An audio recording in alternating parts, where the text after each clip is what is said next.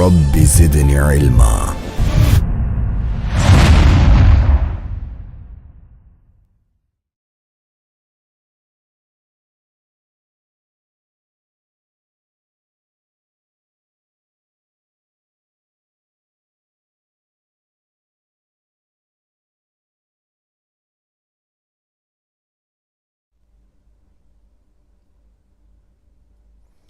میرا اگلا سوال مولانا حیدر علی جعفری صاحب سے یہ ہے، آغا یہ بتائیے کہ امام موسیٰ کاظم علیہ السلام کے زمانے میں آپ کا کیا ایسا کردار تھا کہ ظالم حاکم اکثر آپ کو قید کرنے پر مجبور رہتے تھے؟ بالکل ایسی ہے امام موسیٰ کاظم علیہ السلام کی شخصیت اور وہ خاص حالات جو آپ کے زمانے میں موجود تھے، وہ ماحول اور وہ شرائط اور وہ حالات جس میں ہم دیکھتے ہیں کہ 14 سالہ یہ جیل اور یہ قید اگرچہ ایک ساتھ نہیں تھی، وقفے سے تھی. یعنی ہم اس کے اندر دیکھ سکتے ہیں کہ امام موسیٰ کاظم کی جد و جہد، امام موسیٰ کاظم کی انقلابیت اور امام موسیٰ کاظم کی دنیا ظلم کے مقابلے میں ٹکراؤ اور دنیا ظلم کے مقابلے میں وہ جو اس زمانے کے اندر خاص حالات کے اندر جو آپ کی کوشش اور جد و جہد تھی، جو جہاد تھا کہ دشمن مجبور تھا کہ آپ کو قید کر دے، کیونکہ آپ کو روکنا قید کرنے کے علاوہ محال تھا. جس طریقے سے امام کا چینل تھا، جس طریقے سے امام کا نیٹ ورک تھا، پورا امام موسیٰ کاظم کے خاص حالات کو اگر پیش نظر رکھیں کہ اس وقت نہایت ظلم و جور کے اندر تشیع کے ساتھ رابطے میں رہنا، کہ حتیٰ جیل کے اندر امام کے وہ رابطے جو اس وقت کے تشیع کے ساتھ تھے، کس طریقے سے امام اس کو پلان کرتے تھے، کس طریقے سے امام اس کو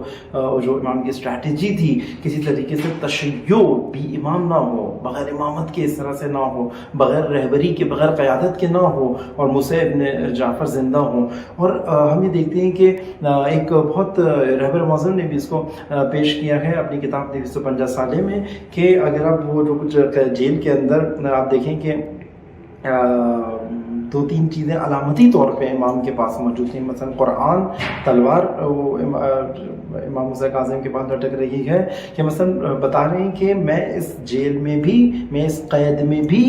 میں مجاہد ہوں. تلوار بتا رہی ہے کہ میرا مقابلہ ہے، میرا دشمن ہے، اور میں اس قید میں بھی. اور دوسرا قرآن، راستہ قرآن ہے، اسلام ہے، میں کبھی بھی الہی حدود کو پامال نہیں کروں گا، میں دشمن کا مقابلہ کرنے میں. اور وہ جو واقعاً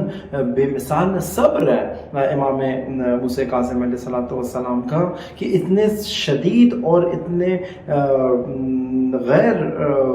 انسانی حالت کے اندر جو قرار دیا تھا ظالموں کی طرف سے، اس کے باوجود بھی کسی موقع پر بھی ذرہ برابر تسلیم نہ ہونا، تمام شرائط کے باوجود. وہ ہماری زندگی میں درس ہے کہ جو کبھی کبھی اپنی مشکلات و مصیبتوں کی وجہ سے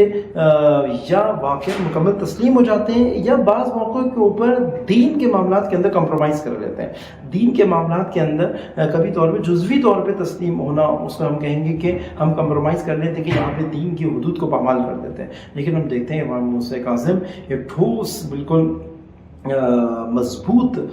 دیوار تھے ظلم کے مقابلے میں، کہ جس کو قید کیے بغیر دشمن کے لیے چارہ نہیں تھا. یعنی واقعا جس طرح قرآن نے آیا کہ لیغیظہم الکفار، کہ یعنی کہ اس طریقے سے کافروں کے مقابلے میں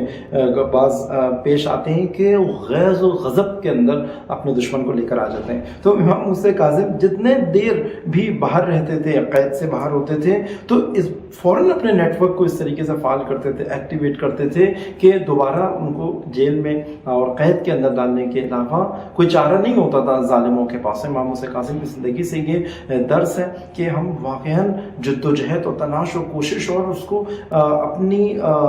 تسلسل کے ساتھ مقاومت کرنا ایک انسان کو جو ہے وہ اپنے اہداف تک اور اس طرح لے کے جا سکتا ہے.